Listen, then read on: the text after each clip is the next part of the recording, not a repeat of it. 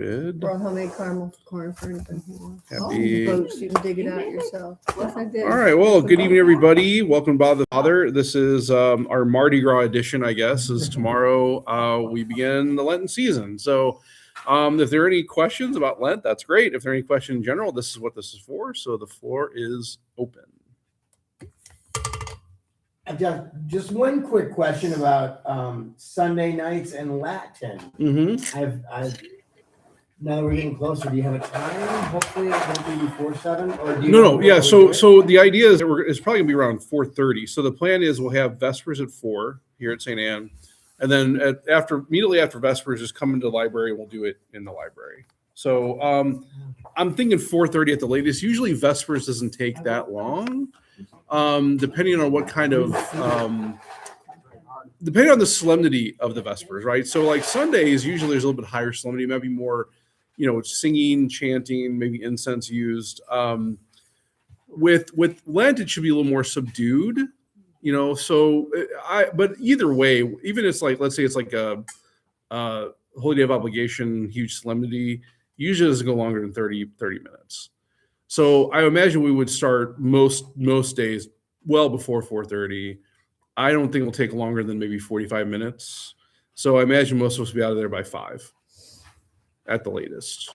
That's kind of the plan going forward. Yeah. Okay. Cool. So if you come for Vespers 4, just come into Latin class afterwards, and then by 5 we should be pretty much done. Okay. Great.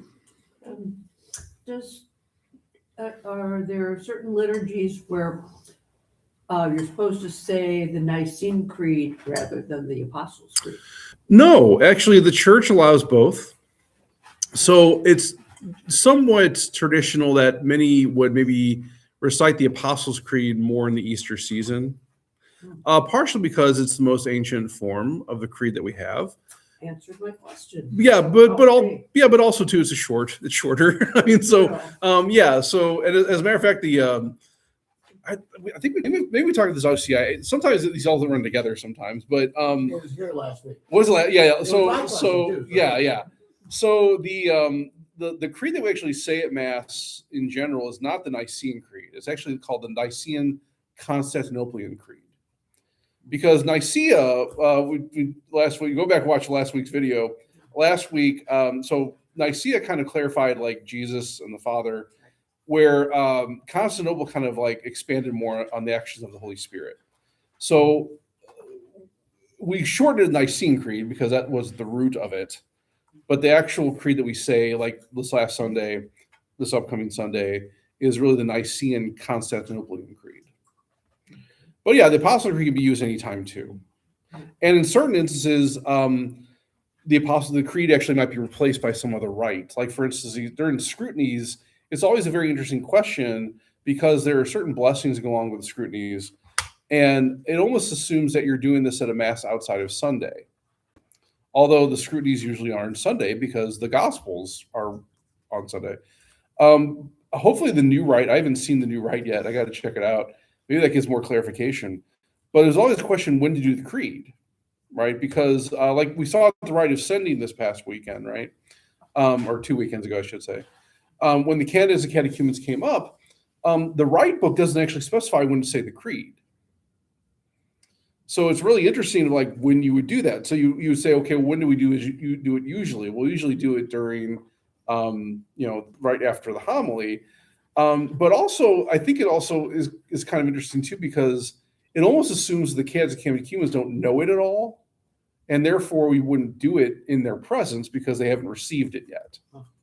So if you look at the classical, how the order of Christian initiation worked, there was kind of development where the catechumens specifically, it's always directed towards those who are new initiates, like that haven't been baptized yet. It always assumes like, okay, there's kind of this progression of, okay, here's the creed. Now we've given that to you and you can start reciting. Here's the Our Father, because also what the rite assumes that these candidates, catechumens are leaving after the liturgy of the word. They don't stick around for communion. And so the Easter Vigil will be the first time, or the scrutinies will be the first time they actually recite the Our Father with everybody. So it's interesting how what's assumed in the rite, and I hope that the new rite maybe is a little more clarification because it is rather ambiguous with the old rite that we were using. Somebody mentioned Latin that I learned last week from a former OLC who landed at All Souls. They recently started on Sunday night, and I don't know the time, but I want to find out because I want to go. They're doing a full Latin mass at All Souls on Sunday night. To be clear, we don't want to get anyone in trouble. No. So we're talking about the Latin Mass. We're talking about Novus Ordo Latin Mass. Let's not put out because usually if you use Latin Mass, the assumption is you're talking about the extraordinary form. And I know that even though Father Ochoa has the faculties to celebrate the extraordinary form, the location is not delineated for that. Me being a layman and not knowing a lot, Mhm. what's the difference between the two? So if you were to go to a Latin Rite Mass, usually, first off, the vestments might be somewhat different. But primarily there's a rite in the beginning of a Latin the traditional Latin Mass, which includes like the rite of the order of vesting, the prayers at the foot of the altar. The Novus Ordo does allow that the priest can celebrate what they call ad orientem, meaning directed towards the tabernacle. It also allows that the Novus Ordo can be celebrated in Latin. So there are little things within the extraordinary form that are different, though. And so, for instance, like even the penitential rite, everything is really done within the ministers themselves. So the only time the priest actually addresses the congregation is actually right before the elevation, the final elevation when he gives the sign of peace, Dominus vobiscum, right? Or Pace Dominum vobiscum, and so. It is also there's a lot of time spent kneeling with the extraordinary form instead of like standing and sitting. I'm gonna have to go. Yeah, Figure it out. Well, if you're going to, so the mass you're talking about is going to be the Novus Ordo. The structure is going to be the same we have here at St. Anne. The only difference would be probably the prayers, the addresses, the dialogues will be in Latin. I imagine now he may have the readings in Latin. I don't know. We'll have to see that. But even the extraordinary form allows for the readings to be in the vernacular, and even the homily too. This individual said he's going because he's old enough to remember being an altar boy and Latin, and he just wants to check it out. Yeah, I mean it won't be the same though. I mean that's the thing. Like even the addresses. So, for instance, usually the mass begins with the procession out, and then there's a back and forth kind of choral dialogue of Psalm 42. That's kind of the prayers for the altar, where the priest will say one line, the servers will respond back. And that's only between the priest and the servers. Right. That's the one I grew up with. Right. When I was an altar boy. And this is one they do like on in South City, right? Yeah. So the one, if you want to see that one, you can go to Francis Sales or the Oratory of Gregory and Augustine. Right. Those are the only places in St. Louis where you can experience the extraordinary form right now. So yeah, Little Flower used to have a Novus Ordo Latin Mass. And so, yeah, it's not that it can't be done. And I know, I mean, I hope it goes well for over there. And also I hope they have a good experience with that. I'm not opposed to doing it here. It's just that's the reason we're doing the Latin class. Cause it'd be weird for me to go out like tomorrow morning, 8:15 and start saying Latin and no one knows how to respond. Right. So I'm doing this really to kind of maybe get to that point.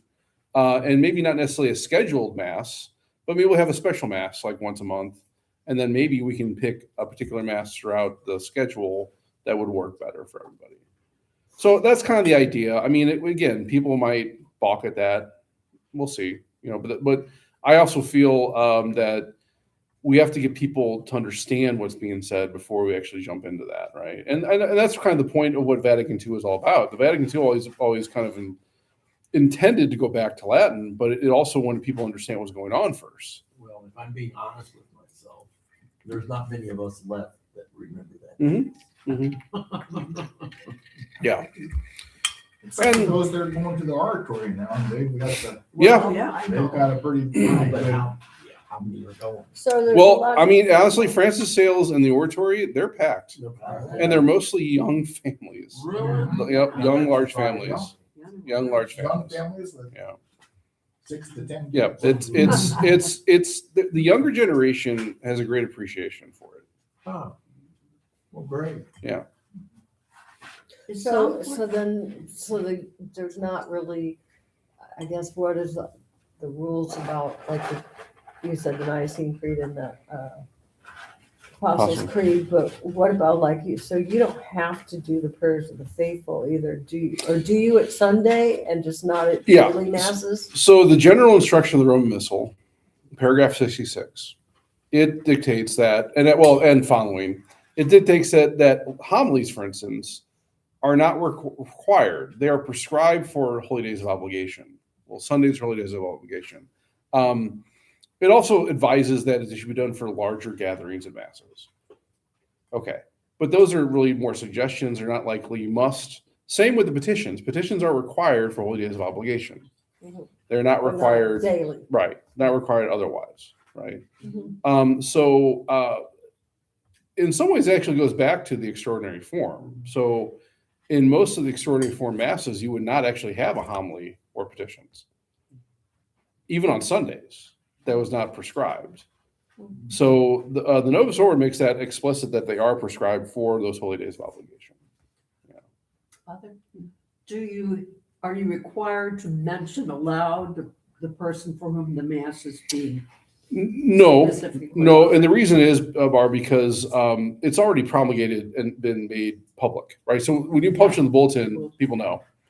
So I do that because if I don't give a homily or petitions, I want people to know, that's kind of a good thing to do, but that's not required. Yeah, I've been to them where like they don't do the daily mass, there's no petitions. Mm-hmm. But when Father's finished with the homily and he moves to the altar, Mhm. he says that today's mass is being offered Yeah, for, and he yeah. does it right before he starts. Which again, I mean, that's also natural. The mass does have particular breaks. So one break, actually, the general instruction does say, like, after the greeting, there can be words said about what the mass is directed towards, what's happening within the mass. Some priests that take that opportunity to give like what they call a pre-homily. Mhm. It's like, you're going to hear this coming up, that kind of thing. And then also after the prayer of communion, also the germ also dictates that that could be a good time to give any announcements the community needs to be necessary for that, right? But also there's a natural break between the transition of the liturgy of the word to the liturgy of the Eucharist. So when does the liturgy of the word end? Well, depending on what's going on, it could end right after the gospel, or it could end after the petitions, right? So yeah, after the petitions, that's a natural break between the two liturgies to where, okay, this is going on. It used to be that sometimes they would also give eulogies for funeral at that time too. Again, it's not necessarily explicit. That really is not necessarily explicit, meaning between the liturgy of the word and the liturgy of the Eucharist, it's a good time to actually say stuff. But it does seem like a natural time to be like, okay, There's a look, segue yeah, there. we're kind of in the middle of things, so hey, just FYI. Yeah, I mean, it flows really well because he does his homily, and then as his homily's over, since there's no petition, he just moves straight to the altar, Yeah. and that's when he says today's Yeah. masses. So yeah, it flows well. Yeah, there's actually something called teaching masses too. That I've never done it. I feel I don't know.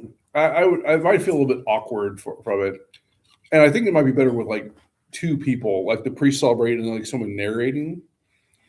But there's like these opportunities for like discussing what's going on in the mass to help people understand better, and I kind of use those natural breaks within the mass to kind of do that. I don't know. Again, it's not explicit in the germ that says like you can do that. But with the Novus Ordo, there are a lot of options. There's a lot of openness. There's a lot of kind of things that aren't definitively defined in that regard. Like even today, I mean, I was looking at the Ordo because I was trying to figure out how to set the book over at Mother Council, and the Ordo, like the book that we are given to us by the ones that the bishops want us to celebrate. They're the one who kind of dictate the canon, the calendar for the year. Today there was like 8 different masses you could celebrate, other than the Seven Holy Founders, which is the saint that we celebrate today, right? Yeah. So it's always kind of weird because like in the extraordinary form that would never happen. This is being celebrated, and the way they kind of would promote that, let's say like there would be a most masses are what they call requiem masses, meaning they're directed towards someone who's dead. But if there were like a particular saint, the way they would actually kind of include that in the commemoration would be in the collect, or there might be a particular tract or an antiphon, and you may say like 4 or 5 different collects at one mass because hey, there's several saints on the calendar or something, right? With Lent, it gets a little more particular because that's more of a dedicated season. Same with Advent, and we even see that in the Novus Ordo. So, like for instance, from here on out, starting tomorrow, we won't actually have memorials anymore until after Easter, because instead of doing memorials through Lent, what you do is commemorations. And so the prayers, everything will be for Lent, that day of Lent. And the way you would commemorate that in the Novus Ordo would be you would include the maybe the collect of the saint at the end of the petitions, right? Like so, Lent also is a time where the church, the germ really advises that homilies be given, right? So Lent, even in Easter. So for 90 days, you're going to get every day. You're going to get a homily in general. I mean, again, it's not. It is there's allowances. It does actually recommend that. I think most priests follow that because of the nature of the seasons. So yeah, it's a little different than Novus Ordo in that regard, right? Compared to the extraordinary form. Well, I don't know if today was a tease or not, but we had a fantastic crowd at OLP today. Right. Big crowd. So maybe there could be a Lent coming. But last night I was channel surfing on the TV, and the program was in process, so I didn't keep it on, but I heard just enough. There was a bishop being interviewed by someone. Mm-hmm.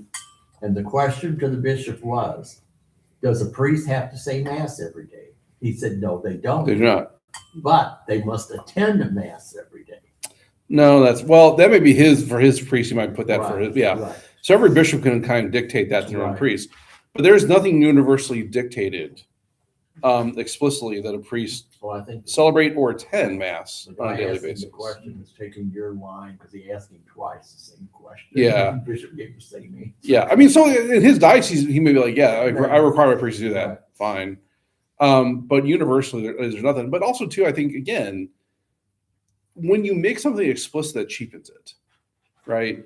Like when someone has to write on a piece of paper, don't eat this piece of paper, right? Or on like a coffee cup, don't pour on your lap. Right. That actually shows a failure in many ways of human intellect. Yeah. And so especially priests should know, well, I've been ordained to do a particular thing. And one of those things is offer the sacrifice of Christ. And so I should want to do that on a daily basis.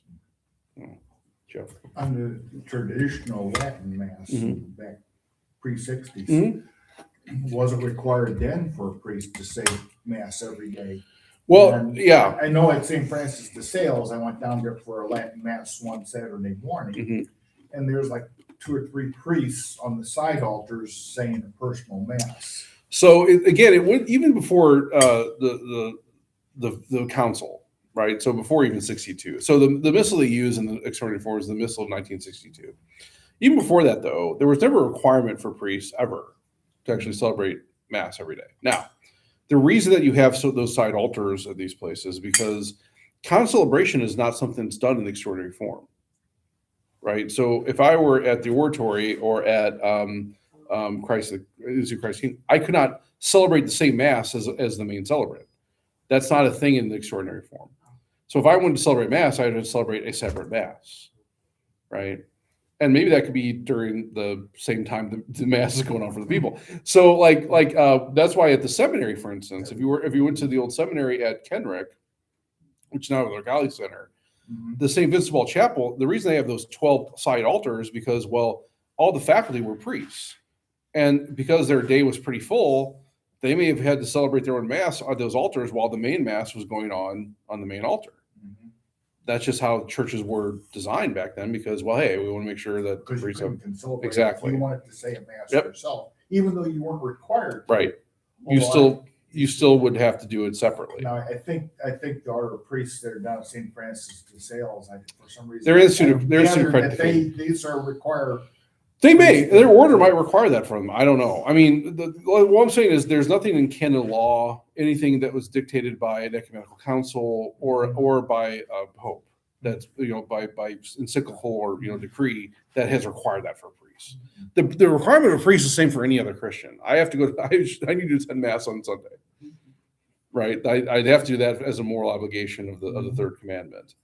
But again, I also understand that I think every priest understands that we've been configured in a way that we should want to do these things, right? So sure. You mentioned Psalm 42, is that the Confidior Anima Meo? No. Psalm 42 is the deer that yearns for learning streams. That's sort of it is a contrite, type of psalm, but that's the psalm that the ministers say right before they actually enter into the sanctuary. And so that traditionally has been. Now I think it does change over the seasons. So I think there are particular masses where they would say something else, but that always starts with prayers for the altar, which includes usually a psalm that's recited back and forth. Yeah. 42 is also used oftentimes in funerals. Instead of 23, 42 is also one that's usually used sometimes. Yeah. Father, somebody has made like a list of what psalm you can go to when you're feeling such a way. I'd love to get my hands on one. I asked someone for it and they never get to it. Oh, In the back okay. of the Bible, right? And a lot of them have them. Oh, some do. Yeah, I mean, usually there's depending on what Bible you have. I mean, some of these are more editorial preferences, decisions. But also times what happens is before the psalm, they'll say like a psalm of so-and-so for grief, or a psalm of joy, or something like that, right? But I mean, you can compile that into like different groups. I mean, even the music that we sing, like sometimes if you look at the different hymns, the psalms we sing they usually group them in particular, like,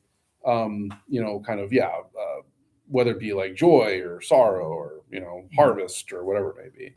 Yeah. Themes, I guess. Yeah. Yeah. Great. Your thoughts, comments, concerns? Well, I just want to say I am so happy that of the two creeds that we can say at Mass, that the Apostles' Creed is the oldest, and that it mentions Mary, because that always bothered me. Why is she not, in the creed? Because we have that certain respect and. Well, she's in the Nicene Creed though too. Really? Yeah, born of the Virgin Mary. One of the Virgin. Yeah, right, yeah.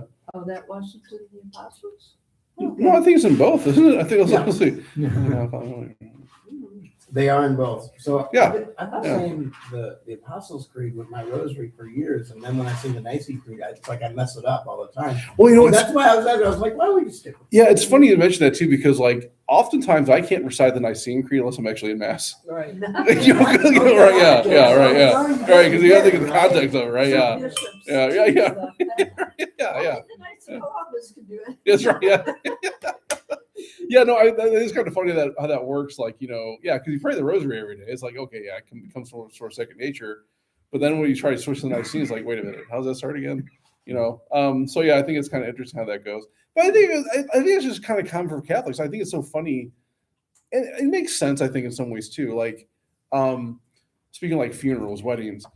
Whenever Catholics attend weddings or funerals, it's like they don't know what they're doing.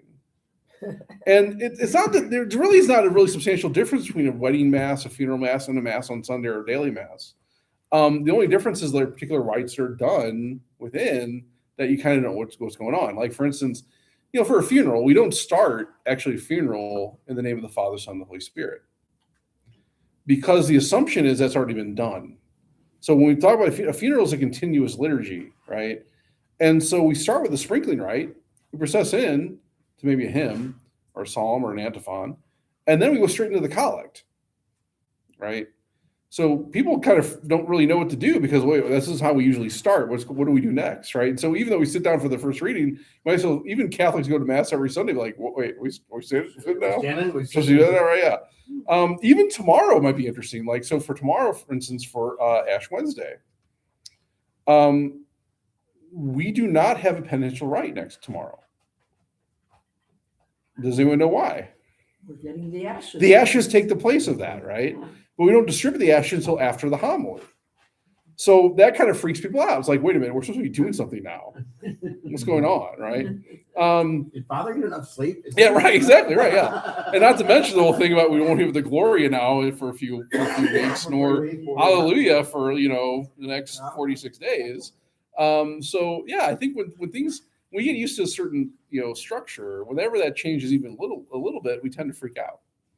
Weddings are actually probably the most, because things are not necessarily things you would attend on regulars, hopefully, right? I mean, funerals maybe more than weddings, but weddings are rather rare. And so when we attend a wedding mass, wedding funeral, when we attend a wedding mass, sometimes that's like kind of like striking. It's like, okay, wait a minute, there's something different here. What do we do? Well, do they still have the rule years ago? You supposedly. I like how you put that though, Ken. We still have the rule, but let's keep on going. Yeah. You have a wedding during Lent.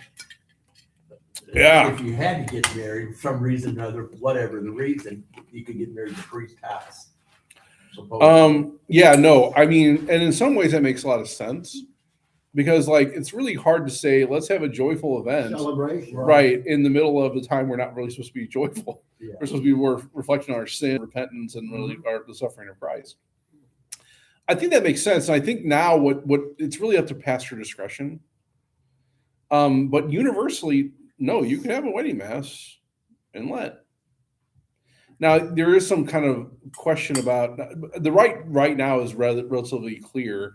Because one of the issues, I think this may be what you're getting at too, is one of the issues at a wedding mass, you have to sing the Gloria. You have to. Oh, yeah. And in the context of Lent, it's like, well, we don't do that, except on days like February 22nd or March 19th or March 25th, feast days, because you can't fast on feast days, or you shouldn't fast on feast days, right? So we have some reprieves even within the context of Lent when it comes to like, well, let's February 22nd. Well, that's the feast of Chair of St. Peter. Okay, relax a little bit on our Lenten practice that day. Still don't sing the Gloria. I'm sorry, the Alleluia. That's still out. But we sing the Gloria. March 19th, which is the feast of St. Joseph, right? Yeah. You have to fast. You have to feast on that day. That's a feast day. It's a solemnity. You can't, do that. And then, of course, March 25th, the Annunciation, right? So this Lent, we have three opportunities of reprieve within Lent. 3? Well, February 22nd, Oh, the 22nd isn't. it is a feast day. Yeah. So, and usually that's how it happens. Some days, if you have a very generous bishop or pastor, maybe if the 17th falls on a Friday, maybe that's another time for celebration. St. Patrick, I don't know. But yeah, but also like in the same regard, like if a particular parish's feast day falls within Lent, well, you would have to celebrate that. That's a solemnity, right? So there are these things within the church where it's like, okay, yeah, these are special occasions, and a wedding would be considered a special occasion. So you kind of take it in that regard. Yeah, I mean, but in general, I mean, would it be best, like, can't you just like not do it during Lent? I mean, that's a good idea. Okay, sure. But hey, sometimes the struggle is, well, we have a venue that's open, and that's the only time they have available, or that kind of thing. People coming in out of town. Right, Mom, dad, right. yeah. Right. Oftentimes, it usually circles around the venue, though. Like we're having the reception. This is the only day we can get that day. This is the only day we can get that place. Okay. We'll work with you. We're not. We want you to get married. That's the whole point. Gee, if there aren't many venues, we ought to use our parish halls. Yeah. Well, I mean, that's what I think in general. That's usually what the when couples look at the date, I think that's primarily how they're determining that, right? Obviously, what we would say is you want to check with the church first, right? Because if the church is not available on the day that the venue is, guess what? You can't use the church. In which case, what are you going to do, right? So that can be kind of tricky because I think most couples take the other way around. They try to find the venue for the reception, and then they see if the church is available that day. And for the most part, it probably is. It's just that that's kind of risky though, because if it's not, Usually it's easier probably to schedule the church than it is a venue because of right, demand for the Right. venue is a lot higher. for sure. Well, there's a lot of things you have taught me in just these conversations with you and father to father that I was under the assumption there were rules against all of this. Mhm. That's the way we were taught and brought up. And I can remember my mother being a primary example. When she found out that Sunday didn't count as Lent, boy, she gave that chocolate hell. She had chocolate. She always gave up chocolate for Lent because she was a chocoholic. Well, to be fair, I mean, some of these things is sort of like as a pastor of souls, if you're wanting your people to kind of like grow in sanctity, maybe you just keep that to yourself. I mean, I don't know. It's kind of what I always think it's better for people to know than not know, because what that does is you're not the arbiter of someone's conscience or not, right? And I don't want to be in that position. I want to forgive sins, not be the cause of people's sins. So in that regard, I mean, even things like liturgy, that always kind of is a constantly changing thing. I mean, I can't say for sure before the Vatican Council whether it was actually explicit that you couldn't have weddings during Lent or not. I think there's an understandable reason behind that. It's like, yeah, it kind of makes sense. You wouldn't, right? Same kind of with Advent. I mean, Advent's kind of a similar thing where it's like, it's a preparation. It's like not a time for, engaging in these joyous occasions, but okay. So I don't know for sure, but I mean, I know that if you look in the Ordo today, the way you can determine whether even a funeral or even a wedding can be celebrated is they have these kind of nomenclatures like R and V. So R stands for Requiem Mass and V stands for votive. So if it's like a V1, R1, it's basically generally everything's fine. Everything's permitted. Or I'm sorry, R3, RV3. If there is no R or V on there, you can't have it. Right? So there's certain days on the calendar where there's no R or V. One of those would be like Holy Thursday, Good Friday, Holy Saturday. Those are days where really, no, we shouldn't do it on these days. And you can't do it liturgically on these days. That'd be highly illicit if you were to do that. So yeah, but the Ordo usually spells that out. That's been directed by the bishops, the local bishops, on that regard.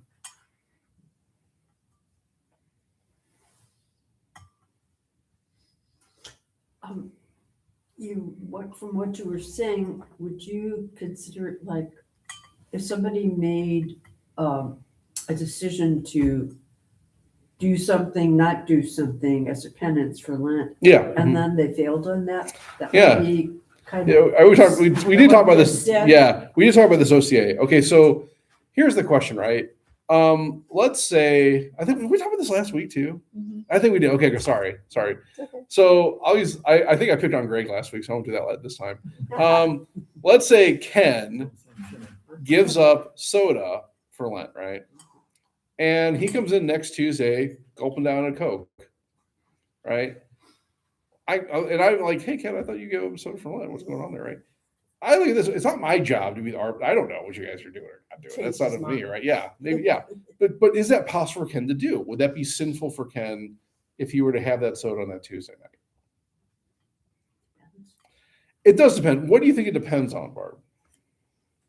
Well, if he had a good reason, I mean, if he maybe absolutely needed to be hydrated, and that was about all he could, come up with handy to Okay. take with him. Yeah, I mean, I think reason is good. I think also too, it would depend on whether Ken made a vow or an oath or not. I would believe, right? So if Ken's promised God, I'm going to do this for the 40 days of Lent, I'm not going to have soda. I think that would be a valid matter for the sacrament of reconciliation.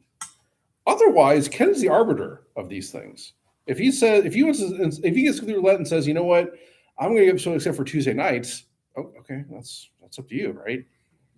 That's totally fine. Would that be matter for the sacrament?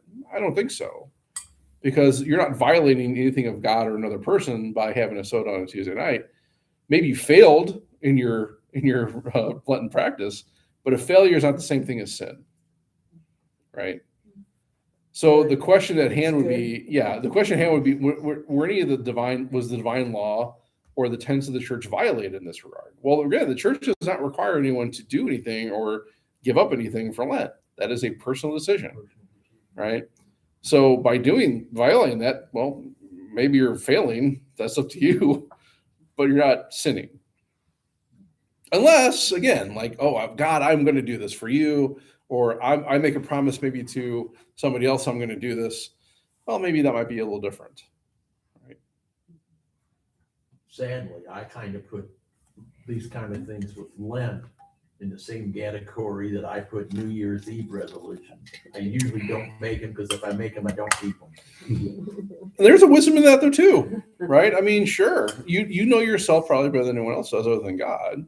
And so that's why I always say it's always going to be discerning in what you're going to do.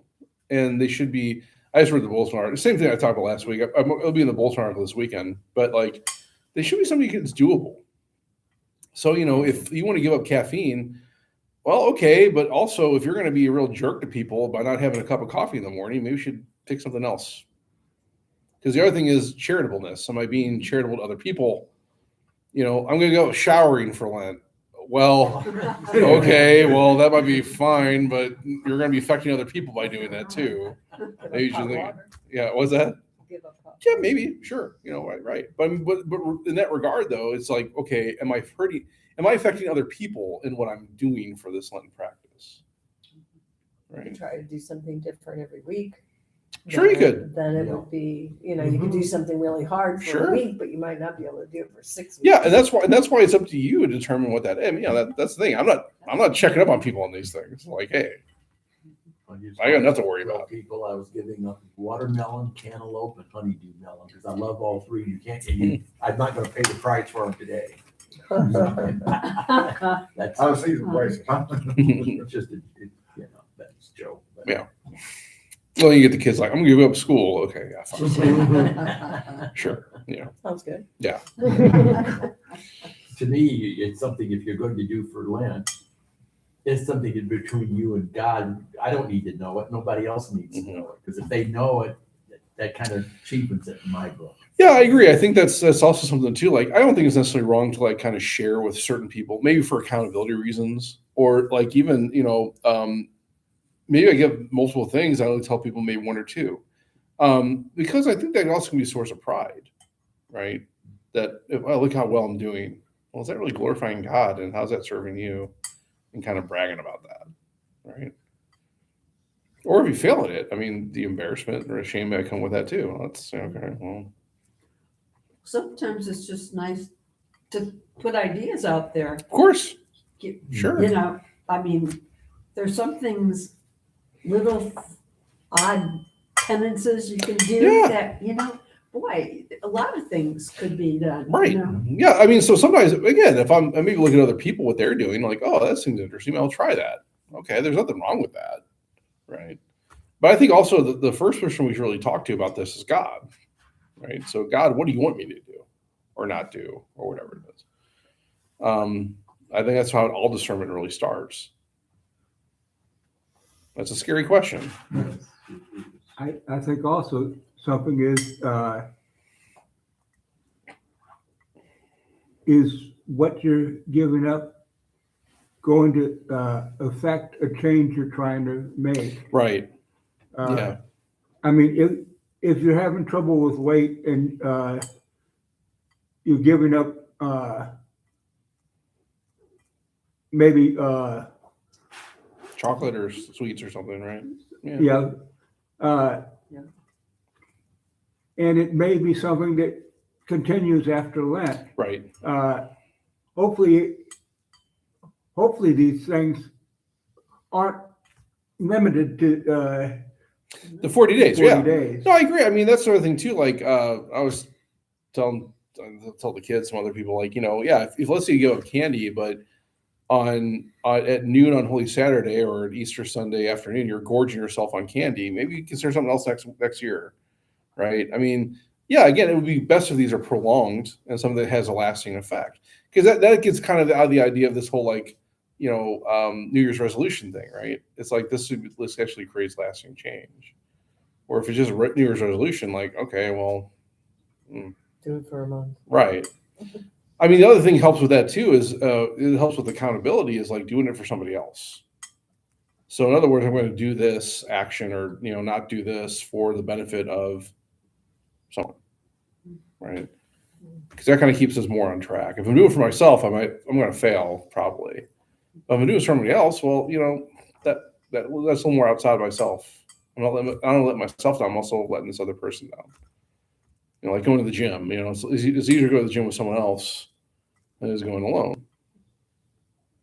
Well, one of the things you do here that I really like, and I never really thought of it any time in my life, but you, every day you say, let's pray for those who have no one to pray for. Oh, yeah. And there are a heck of a lot of people Yeah. out there like that, and I like that. Well, they probably need it more than anyone else does, right? So, Well, I don't know. Yeah. Maybe, I don't know them, didn't know them or whatever. Right. It seems to me, talking about penance, is that that it's a good idea to try to be completely non-judgmental of others during Lent, because Sure. you might see someone, pretty much loading up their plate Yeah. or twice. Yep. Yeah. And, you don't know what it is that they're Yeah. working on with God's Yeah. help, Yeah. That can help us do that too. Yeah. I don't know. Well, I think I mentioned a couple of weeks ago, sometimes what I'm giving up, like a dessert or so on, I might have made the decision on social occasions, I'll go ahead and. Sure. Mhm. Sure. Yeah. They keep it circumstantial. Well, okay. I know Lent's coming up. I'm giving up. I don't know. Yeah. I'm giving up cake. Oh boy, but it's so-and-so's birthday coming up on, next Thursday or next Wednesday. Okay. Well, maybe for that, I'll make an exception. Sure. Right. Giving up cake except for that day. Yeah. Yeah. I mean, again, you're the arbiter of these things, right? So, I And the mean, feast sure. days. It's your Thanks for your call. feast day. Right, yeah. Right. Yeah. Or Sunday, whatever you want to do, fine. Well, I used to chuckle when I worked the fish fries at OLP, and some of these people would come through there when they buy the dinner, and they'll pick out their desserts. They didn't pick out one; they picked two or three, maybe, And I happen to know they were diabetic, and I would casually say to them, maybe not right then, but in another conversation, well, how you doing with your diabetes? Oh, it's terrible. My sugar, blah, blah, blah. And I'm thinking to myself, well, I remember those three desserts you got in the fish fry. But if they're doing it there, they're doing it, it's their way. Yeah. It's Yeah. ingrained in them. And I do that well. Yeah. I've been looking through the newspaper. They had last Friday a list of all the places there are fish fries. Mm-hmm. And I will go to some of them. Great. And that, just check them out and go. But I Yeah, love fish fries are a great experience for a community. I mean, good food usually. Sometimes you question like you're saying, how penitential are they? Yeah. I don't know. I have become a advocate of, because Perez, we had both fried and baked, and the baked fish was fantastic. And some of these fish fries that I saw in the paper last Friday are indicating they have baked and fried. So it's becoming more of a thing with, I guess, the health Sure, aspect of sure. it, Yeah. And I'll definitely try to find one that's got baked, because I love it baked. They have both here, planning on having both here. They are? Okay. Yes. Because they haven't in the past, I don't. Yes, Did they? they have, yes. Well, maybe they were sold that time. Sometimes they do run. Yeah. With the Yeah, baked, they- sometimes they run out We quick. would run out of it. Yeah. They Right. would bake more every week and they would still run out of it. Mhm. Yeah, they have baked, fried, and shrimp. Yep. And that was one of the big issues, being sure to cook it in separate oil because of, Oh, yeah, Yeah. shellfish allergies. yeah, Oh, yeah. Yeah, the fish fries are a big deal. I think they're a bit more bigger deal here in St. Louis than probably anywhere else. yeah. I mean, everywhere else I've lived, I've never really seen these fish fries the way that we put it in here for Lent. Like the high school question, where'd you go to high school? Yeah, Yeah. yeah. Because French Everybody fries Yeah. always take it to- Yeah, it probably is competition. I don't know. I mean, some are bigger than others, but also, again, I think there's benefits to them, but again, we all have to take into consideration, So, what we're doing, how we're trying to live our life. Well, for you our know, ones. before all things new, you had a Catholic church just about every corner or so. They all had fish fries, and you can figure out which one was better than whatever and go.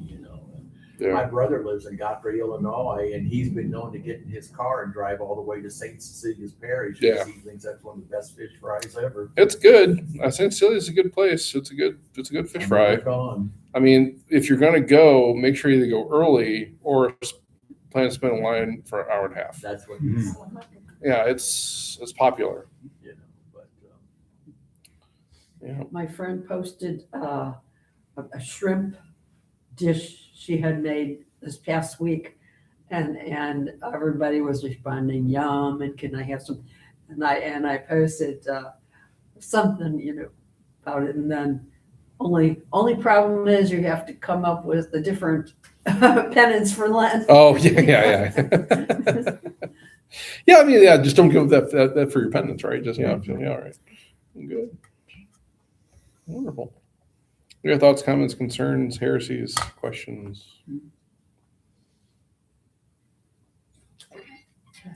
if you All go, right. Well, thanks for everybody. Happy Fat Tuesday, and hope that your Lent will be blessed. And we'll meet here again next Tuesday, as we usually do. I think, that's the 24th, I believe. Yeah. So same time, same place. We'll hope to see you next week. All right. Next One- year, I almost might one bring week king away. cake or something. Yeah, I'm wondering. Bring a what? King cake.